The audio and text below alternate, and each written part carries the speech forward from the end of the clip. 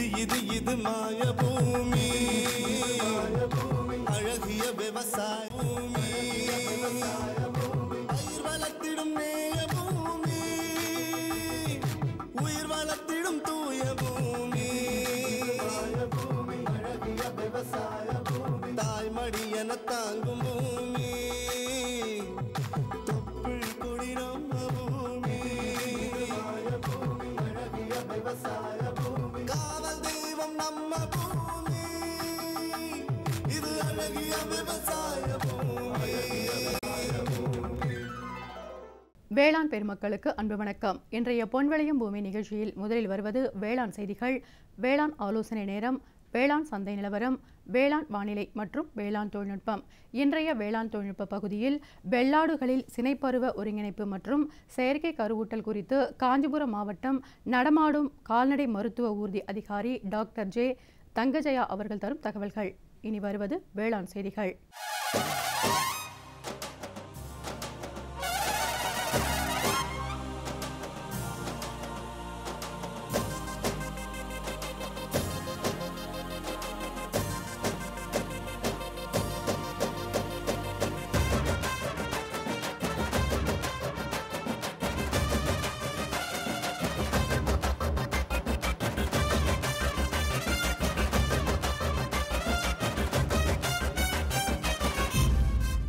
வணக்கம்.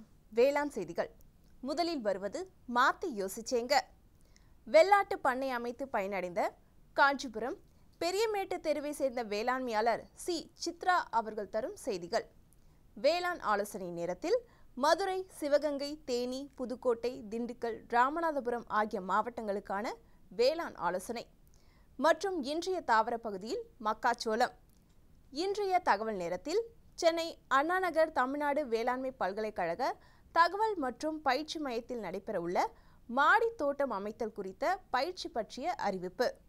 வேளாண் சந்தையில் சேலம் தாதக்காப்பட்டி உழவர் சந்தையில் காய்கறிகளின் இன்றைய விலை நிலவரம். கன்னியாகுமரி மாவட்டம் தோவாளை மலர் சந்தையில் வணிக மலர்களின் இன்றைய விலை நிலவரம்.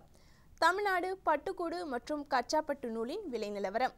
வேளாண் வானிலையில் தெற்கு மண்டலம் ஒன்றிற்குட்பட்ட மாவட்டங்களுக்கான வானிலை அறிவிக்கை, உழவர் மற்றும் மீனவர்களுக்கான வானிலை முன்னறிவிப்பு. விரிவான செய்திகள். மாத்தி யோசிச்சேங்க.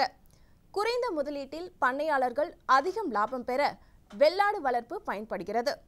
வெள்ளாடுகள் மிகவும் குறைந்த காலத்தில், அதாவது 10 to 12 மாதங்களில் பருவ வயதை அடைந்து 16 முதல் 17 மாதங்களில் குட்டி ஈன்றுவிடும். அந்த வகையில் வெள்ளாட்டு பண்ணை அமைத்து பயனடைந்த காஞ்சிபுரம் பெரியமேட்டு தெருவை சேர்ந்த வேளாண்மையாளர் சி சித்ரா அவர்கள் தரும் தகவல்கள்.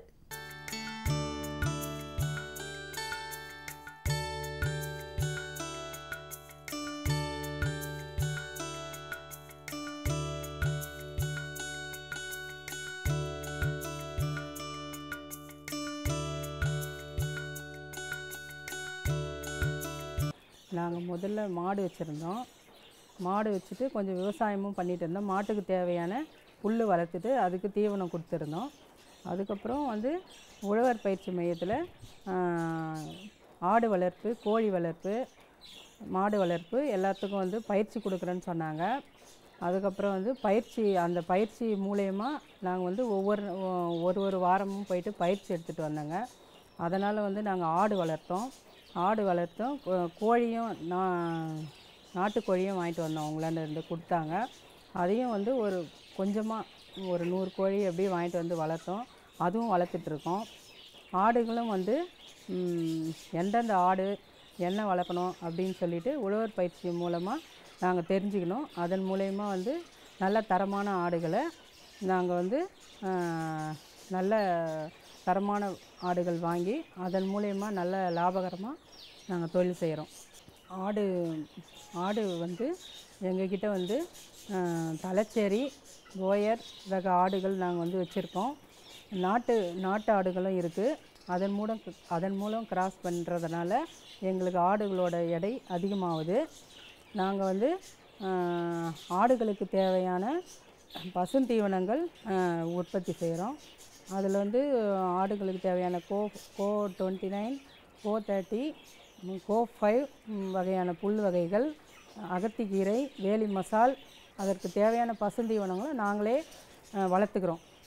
நாங்கள் வளர்த்து உற்பத்தி செய்து எங்கள் ஆடுங்களுக்கு தீவனமாக கொடுக்குறோம்.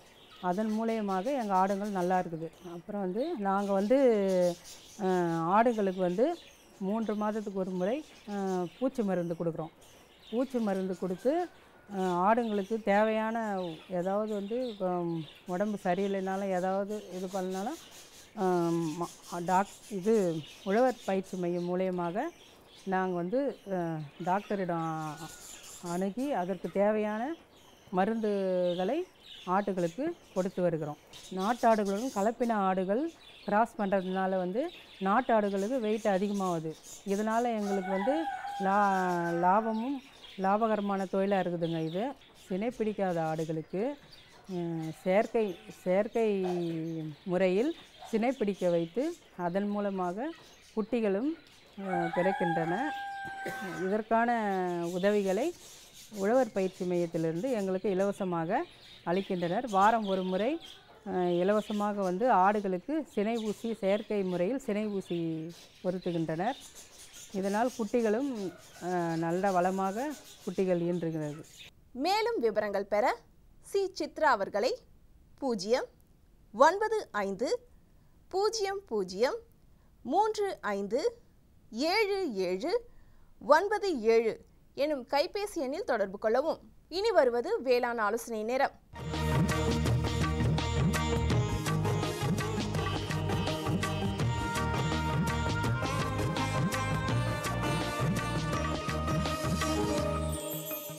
இன்றைய வேளாண் ஆலோசனை நேரத்தில் மதுரை, சிவகங்கை, தேனி, புதுக்கோட்டை, திண்டுக்கல், ராமநாதபுரம் ஆகிய மாவட்டங்களுக்கான வேளாண் ஆலோசனை.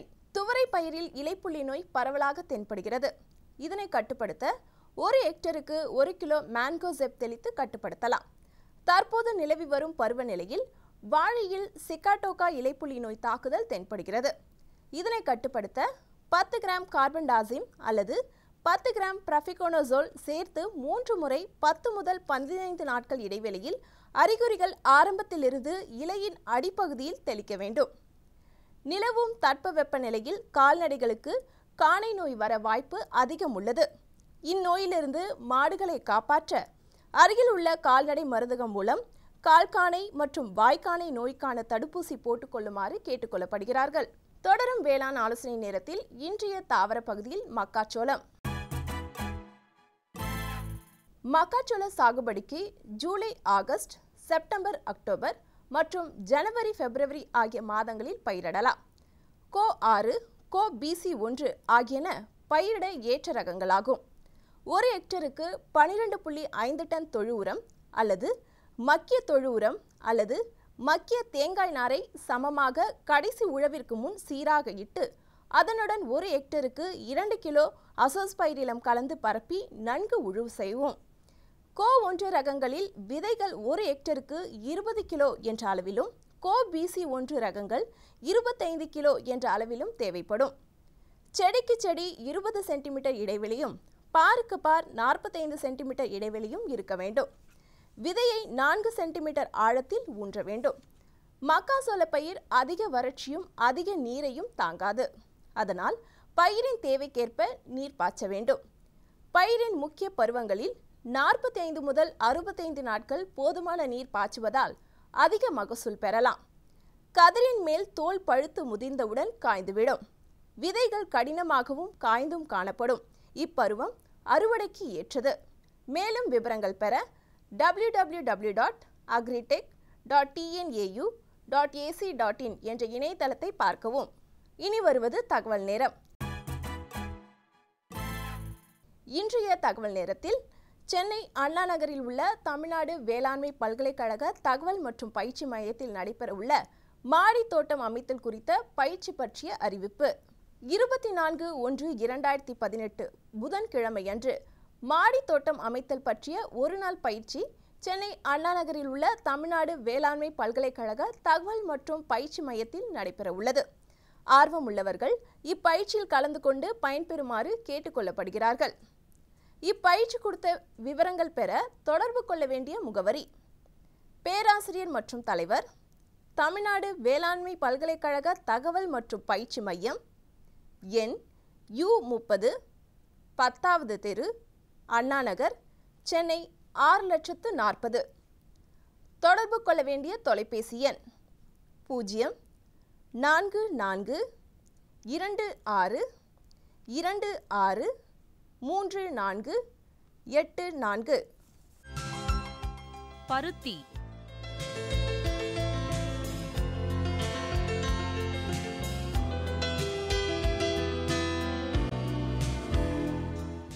அமில விதை நேர்த்தி.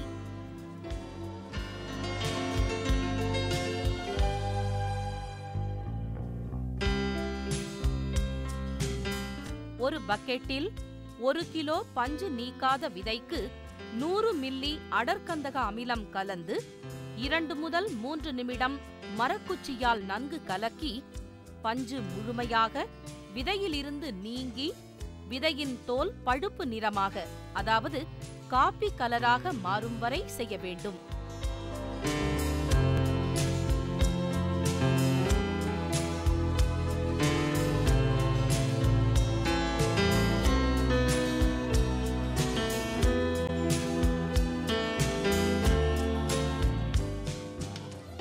பின்பு நல்ல நீர் கொண்டு 3 அல்லது 4 முறை நன்கு விதையினை அமிலத்தில் இருந்து பிரித்து நிழலில் உலர்த்த வேண்டும். அமில விதை நேர்த்தியால் நன்மைகள். விதையின் பஞ்சு மூலமும் விதை தோலின் மூலம் பரவும் பூஞ்சானங்கள் முழுவதும் நீக்கப்படுகிறது.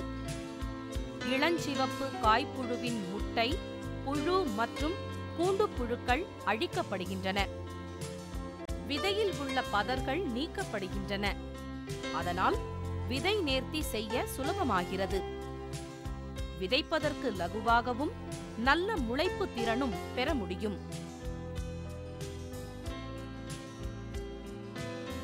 பூஞ்சான விதை நேர்த்தி. அமில விதை நேர்த்தி செய்த விதையினை ட்ரைகோடெர்மா விரிடி 4 கிராம் அல்லது கார்பன்டசிம் 2 கிராம் 1 கிலோ விதைக்கு கலந்து 24 மணி நேரம் வைத்திருக்க வேண்டும். உயிர் உர விதை நேர்த்தி. உயிர் உரங்கள் அசோஸ்பைரில்லம் 3 பாக்கெட் 600 கிராம் மற்றும் பாஸ்போபாக்டீரியா 3 பாக்கெட் 600 கிராம் அரிசி கஞ்சி 1 லிட்டர் கலந்து பின்பு நிழலில் உலர்த்தி 15 நிமிடம் கழித்து விதைக்கவும்.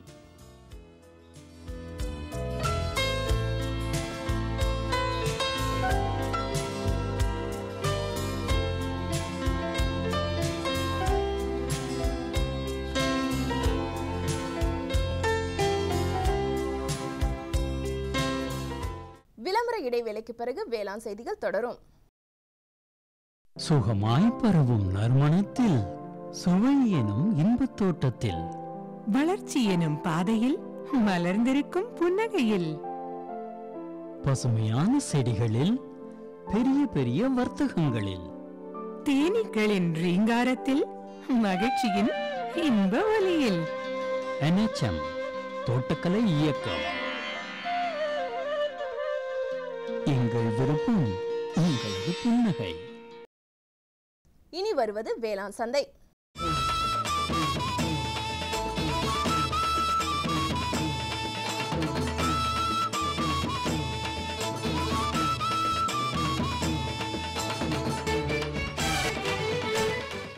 வேளாண் சந்தையில் சேலம் தாத்தக்காப்பட்டி உழவர் சந்தையில் காய்கறிகளின் இன்றைய விலை நிலவரம்.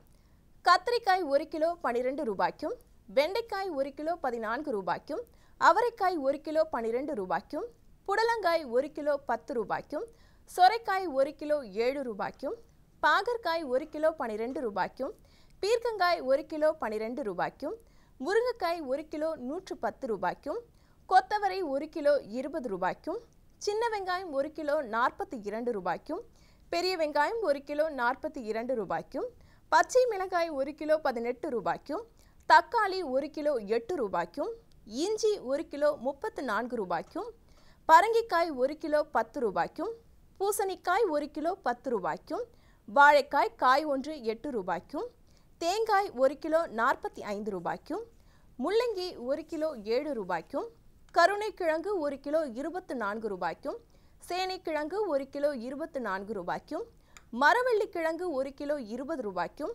சர்க்கரை வள்ளிக்கிழங்கு 1 கிலோ 25 ரூபாய்க்கும், உருளைக்கிழங்கு 1 கிலோ 34 ரூபாய்க்கும், பீன்ஸ் 1 கிலோ 20 ரூபாய்க்கும், கேரட் 1 கிலோ 46 ரூபாய்க்கும், பீட்ரூட் 1 கிலோ 14 ரூபாய்க்கும், முட்டைக்கோஸ் 1 கிலோ 16 ரூபாய்க்கும், சௌச்சவ் 1 கிலோ 18 ரூபாய்க்கும், கீரைகள் 1 கிலோ 20 ரூபாய்க்கும், கருவேப்பிலை 1 கிலோ 50 ரூபாய்க்கும், கொத்தமல்லி கட்டொன்று 10 ரூபாய்க்கும், புதினா கட்டொன்று 15 ரூபாய்க்கும் விற்பனையானது. கன்னியாகுமரி மாவட்டம் தோவாலை மலர் சந்தையில் வணிக மலர்களின் இன்றைய விலை நிலவரம். கத்திரி ரோஸ் 20 பூக்கள் கொண்ட பாக்கெட் விலை 30 ரூபாய்க்கும், மல்லிகை 1 கிலோ 1200 ரூபாய்க்கும், முல்லை 1 கிலோ 600 ரூபாய்க்கும், கனகாம்பரம் 1 கிலோ 400 ரூபாய்க்கும், செண்டுமல்லி 1 கிலோ 30 ரூபாய்க்கும், வாடாமல்லி 1 கிலோ 70 ரூபாய்க்கும், பட்டன் ரோஸ் 1 கிலோ 140 ரூபாய்க்கும், துளசி 1 கிலோ 30 ரூபாய்க்கும், சம்மங்கி 1 கிலோ 150 ரூபாய்க்கும், அரளி 1 கிலோ 120 ரூபாய்க்கும், சாமந்தி 1 கிலோ 100 ரூபாய்க்கும், காக்கடா 1 கிலோ 300 ரூபாய்க்கும், கோழிக்கொண்டை 1 கிலோ 50 ரூபாய்க்கும், விரிச்சிப்பூ 1 கிலோ 80 ரூபாய்க்கும் விற்பனையானது. தமிழ்நாடு பட்டுக்கூடு விற்பனையில் முன்னணி நகரங்களின் விலை நிலவரம். தர்மபுரியில் வெண்பட்டுக்கூடு கிலோ ஒன்றிற்கு அதிகபட்சமாக 571 ரூபாய்க்கும், குறைந்தபட்சமாக 356 ரூபாய்க்கும், சராசரியாக 520 ரூபாய்க்கும். சேலத்தில் வெண்பட்டுக்கூடு கிலோ ஒன்றிற்கு அதிகபட்சமாக 581 ரூபாய்க்கும், குறைந்தபட்சமாக 419 ரூபாய்க்கும், சராசரியாக 544 ரூபாய்க்கும். கோவையில் வெண்பட்டுக்கூடு கிலோ ஒன்றிற்கு அதிகபட்சமாக 612 ரூபாய்க்கும், குறைந்தபட்சமாக 381 ரூபாய்க்கும், சராசரியாக 545 ரூபாய்க்கும். ஓசூரில் மஞ்சள் பட்டுக்கூடு கிலோ ஒன்றிற்கு அதிகபட்சம், குறைந்தபட்சம் மற்றும் சராசரியாக 385 ரூபாய்க்கும் விற்பனையானது. காஞ்சிபுரம் அண்ணா பட்டு பரிமாற்றகத்தில் பேசின் கச்சா பட்டு கிலோ ஒன்றிற்கு அதிகபட்சமாக 3680 ரூபாய்க்கும், குறைந்தபட்சமாக 3580 ரூபாய்க்கும், சராசரியாக 3622 ரூபாய்க்கும் விற்பனையானது. இனி வருவது வேளாண் வானிலை.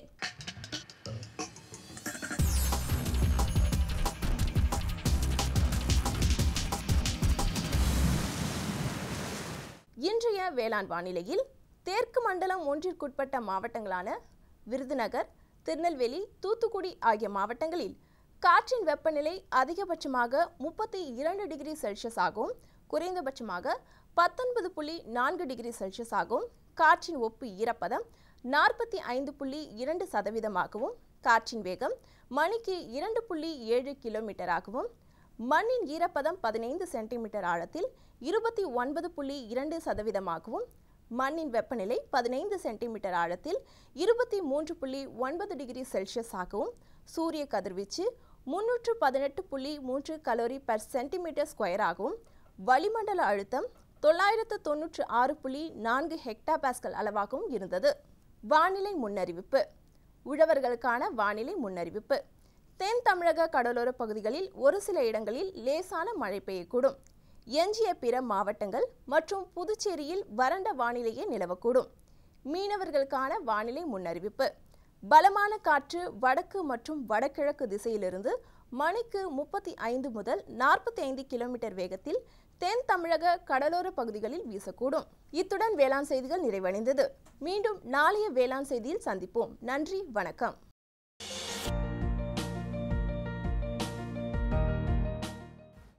வேம்பு கலந்த யூரியா. சிறந்த உற்பத்திக்காக வேம்பு கலந்த யூரியா நம் நாட்டிலேயே 70 லட்சம் டன்னாக அதிகரிக்க 6 ஆலைகள் சீரமைக்கப்படுகின்றன. FCIL-இன் கோரக்பூர், சித்ரி, தல்ச்சர் மற்றும் ராமகுண்டம் ஆலைகள், HFCL-இன் பரௌனி மற்றும் BVFCL-இன் நாமருல் போர்ட் ஆகியன. பழம் நழுவி பாலில் விழுந்தது போல இப்பொழுது நம் நாட்டிலேயே வேம்பு கலந்த யூரியா உற்பத்தி செய்யப்படும். இதனால் விவசாயிகளுக்கு நன்மையே விளையும். 10% வரை தானிய உற்பத்தி அதிகரிக்கும். மண்ணில் 10 to 15% நைட்ரஜன் திறன் அதிகரிக்கும். சிறந்த உற்பத்திக்கு வேம்பு கலந்த யூரியா.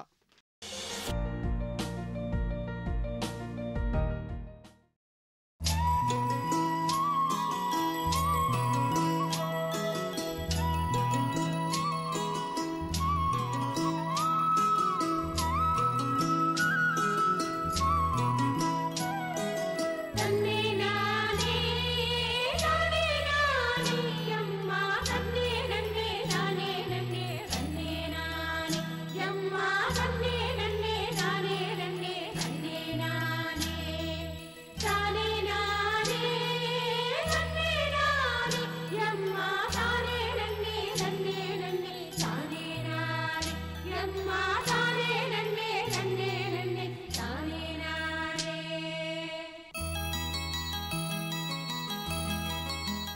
வெள்ளாடுகளில் கருவூட்டம் பொதுவாக இயற்கை மற்றும் செயற்கையான முறைகளில் நிகழ்கிறது. இயற்கை முறை கருவூட்டலின் சிக்கல் ஏற்படும் ஆடுகளுக்கு செயற்கை முறை கருவூட்டல் ஒரு தீர்வாக அமைகிறது. நவீன முறையில் ஆட்டு பண்ணை வைத்திருப்பவர்களுக்கு சினைப்பருவ ஒருங்கிணைப்பு மூலம் ஒரே நேரத்தில் குட்டி ஈனுவதால் அதிக லாபம் பெற வழிவகை செய்கிறது. அவ்வகையில் வெள்ளாடுகளில் சினைப்பருவ ஒருங்கிணைப்பு மற்றும் செயற்கை முறை கருவூட்டல் குறித்து காஞ்சிபுரம் மாவட்டம் நடமாடும் கால்நடை மருத்துவ ஊர்தி அதிகாரி டாக்டர் ஜே தங்கஜயா அவர்கள் தரும் தகவல்கள்.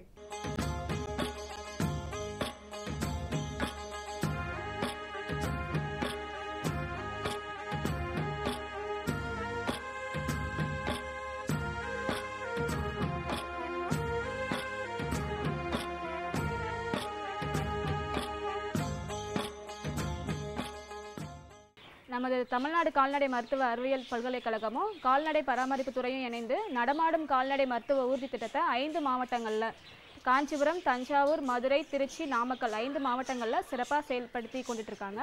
அதில் நம்ம காஞ்சிபுரம் மாவட்டத்திலையும் 2 ஆம்புலன்ஸ் வந்து இயங்கி கொண்டு இருக்குது. அந்த நடமாடும் கால்நடை மருத்துவ ஊர்தி திட்டத்தோடு இணைந்து மாடு மற்றும் ஆடுகளில் ஒருங்கிணைந்த சினைப்படுத்துதல் வந்து செஞ்சிட்ருக்கோம். மாடுகளில் வந்து சுமார் 450 மாடுகளை வந்து நாங்கள் சினைப்பிடிக்காத மாடுகளை வந்து செலக்ட் பண்ணி அதுக்கு வந்து ஒருங்கிணைந்த சினைப்படுத்தல் வந்து செஞ்சோம்.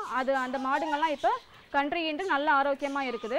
இப்போ வெள்ளாடில் வந்து நம்ம சினைப்படுத்தல் வந்து செஞ்சுக்கிட்டு இருக்கோம். அதை எப்படி செய்கிறோம், எந்த மாதிரி ஆடுகளை செலக்ட் பண்ணுறோம் அப்படிங்கிறத நம்ம பார்க்கலாம். பொதுவாகவே வந்து பார்த்திங்கன்னா இன்றைய சூழ்நிலையில் வந்து வெள்ளாடு வளர்ப்பு வந்து ஒரு லாபகரமான தொழில். ஏன் வந்து நம்ம லாபகரமான தொழில் அப்படின்னு சொல்லி பார்க்கலான்னா, நிலம் இல்லாத விவசாயிங்க இருந்து நிறைய நிலம் வச்சுருக்கிற விவசாயிங்க கூட இந்த தொழிலை வந்து பண்ணலாம். அதுவும் இல்லாமல் வெள்ளாடு வந்து பார்த்திங்கன்னா 2 வருஷத்துக்கு 3 டைம் குட்டி போடும். ஒரு ஈத்தில் வந்து பார்த்திங்கன்னா 2, 3, 4 வரை கூட போடுறதுக்கு வந்து அதோட உற்பத்தி திறன் வந்து அதிகமாக இருக்கும். மாடெல்லாம் கம்பேர் பண்ணுறப்ப ஆடுக்கு வந்து ரொம்பவே அதிகம். ஏன் நம்ம அந்த சினைப்படுத்துதல் வந்து செய்கிறோம், ஒருங்கிணைந்த சினைப்படுத்துதல் வந்து செய்கிறோம் அப்படின்னு பார்க்குறப்ப ஒரே டைமில் அந்த மாதிரி ஆட்டு பண்ணை வச்சுருக்கவங்க வந்து ஒரே டைமில் அவங்களோட எல்லா ஆடுகளையும் வந்து குட்டி போட வைக்கணும் அப்படிங்கிற இதுக்கு வந்து நம்ம இந்த ஒருங்கிணைந்த சினைப்படுத்தல் வந்து செய்யலாம். எந்த மாதிரி ஆடை வந்து நம்ம செலக்ட் பண்ணணும் அப்படின்னு பார்த்தோன்னா, 1.5 வருஷம் இல்லை 2 வருஷம் ஆகியும் வந்து சினை பருவத்துக்கு வராத ஆடுகள், இல்லை குட்டி போட்டு 1 வருஷத்துக்கு ஆகியும் சினை பருவத்துக்கு வராத ஆடுகள், குட்டி போட்டு சினை பருவத்துக்கு வந்தும் கெடாவோட நம்ம வந்து இனச்சேர்க்கை செய்தும் கருவுறாமல் இருக்கிற ஆடுகள், இந்த மாதிரி ஆடுகளை வந்து நம்ம செலக்ட் பண்ணி அதுக்கு வந்து ஃபஸ்ட்டு நம்ம நுண்ணொலி கருவின்னு சொல்லுவோம், அல்ட்ராசவுண்ட் ஸ்கேனர்.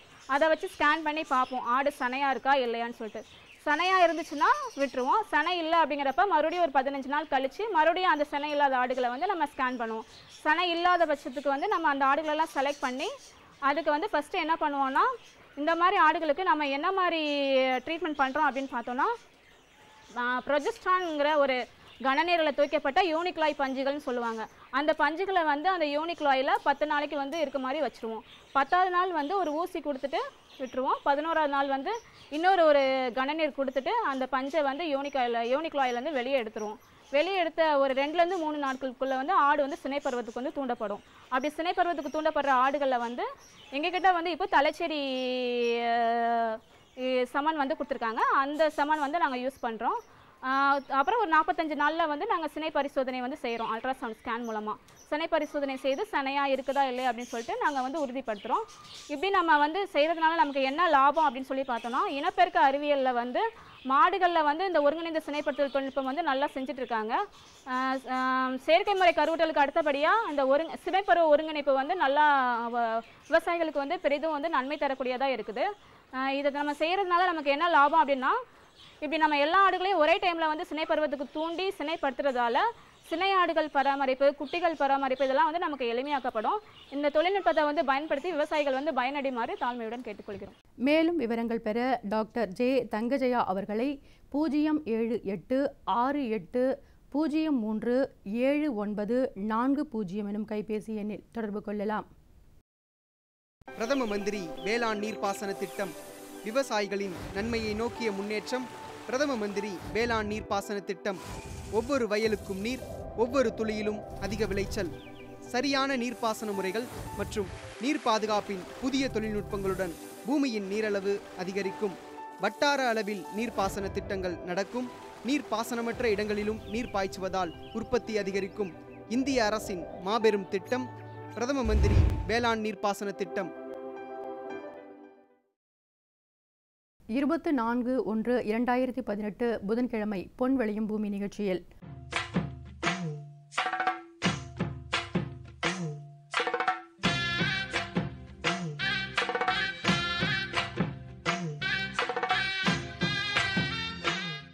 மாத்தி யோசிச்சேங்க.